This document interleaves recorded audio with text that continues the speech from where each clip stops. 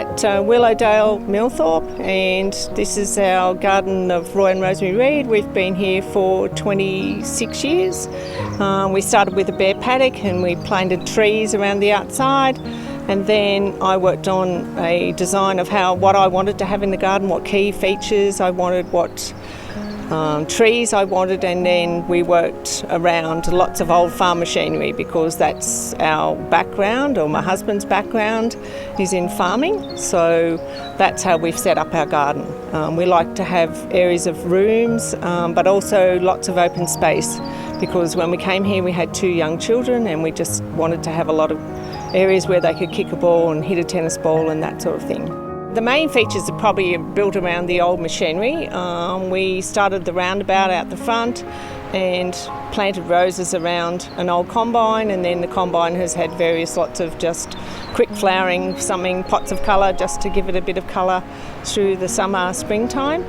Other areas we put some big trees in just to give us a little bit of wind protection, and then we put more farm machinery into those areas, including an old dray that came from my husband's sister's farm, which is at the back of Canberra. So areas other than that, the veggie patch, the outback shed, and then another feature probably is an area that we built with the old wheels and made an archway and grew wisteria over it. So another feature of old machinery reused.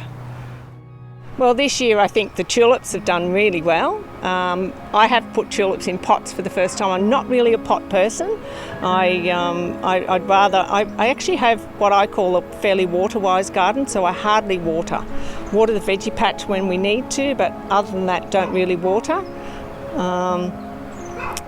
So the tulips are a feature at the moment, but I actually really love Japanese maples. So I've got quite a few of those. I've got the miniatures and these standards here that are just, I love them now and I love them in the winter. They're just a beautiful tree to look at.